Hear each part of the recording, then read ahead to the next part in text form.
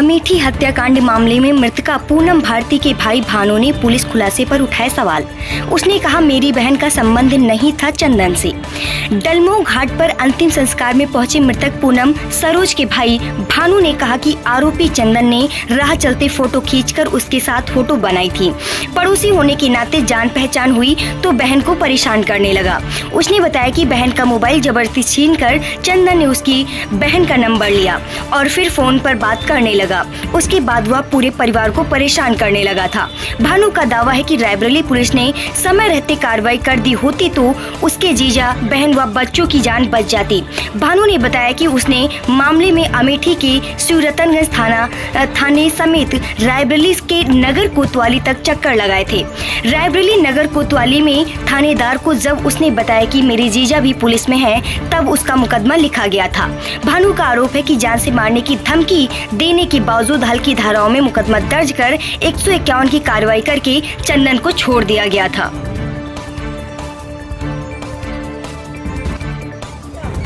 जो घटना हुई है और उसमें एक स्टेटस भी चंदन ने लगा रखा था कि 5 को तो चार की मर्डर कर दिया उसने, 4 को गोली मार दिया है, तो चौथा नाम मेरा है। इसलिए बोलता फोन धमकी देता था कि मैं 5 को मार दूंगा। इसलिए वो हमसे ही डरता था कि ये जानता था कि ये यही सबसे इसके पास सबूत सब यही जानता है, पूरी बात में जानता था, डेली बात होती थी, सब चीज़ में जानता था उसके बारे में। अच्छा, ये कहानी कहाँ से शुरू हुई थी? कहानी ऐसे स्टार्ट हुई कि रायबरेली में दीदी और जीजा रूम लेके रहते थे इंदिरा नगर में रहते थे, तो वो भी बाजू में रूम लेके रहता था। जीजा जी ने मैं प्लाट लिखवाया था एक नाम, तो उसी के चक्कर में दीदी से बहला फुसला लेता था और पिस्टल दिखाता था कि पिस्टल दिखा के रखता था अपने कनपट्टा, जबरदस्ती बात करता था पिस्टल दिखा के कि हमसे बात करो। मोबाइल छिना के जबरदस्ती उसने नंबर सेव किया, उसने बात करना स्टार्ट किया। घटना 19 मई की है। उसने फ़ोटो खींचा और हम साथ जा रही थी, वो मौसी के यहाँ ले जा रहे थे, उसने फ़ोटो खींचा, फ़ोटो वही वायरल फ़ोटो कर रहा है। और उसके बाद फ़ोटो खींचने के बाद वही सबको दिखा रहा। बाकी ऐसी कोई अवैध संबंध जैसी बात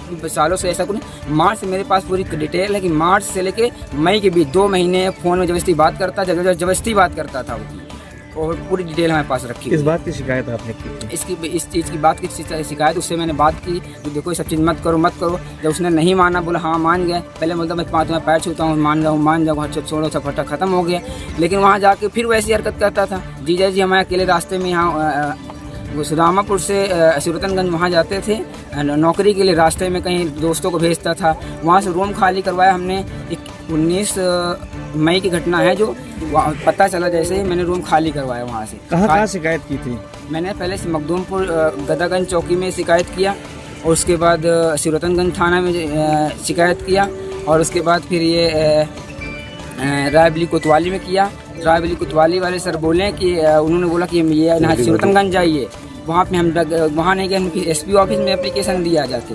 FIR दर्ज हुई थी सदर? FIR दर्ज नहीं हुई थी। उसके बाद चंदन वर्मा ने अपनी दीदी और जीजा बच्चों की दवा कराने गए थे 18 अगस्त को।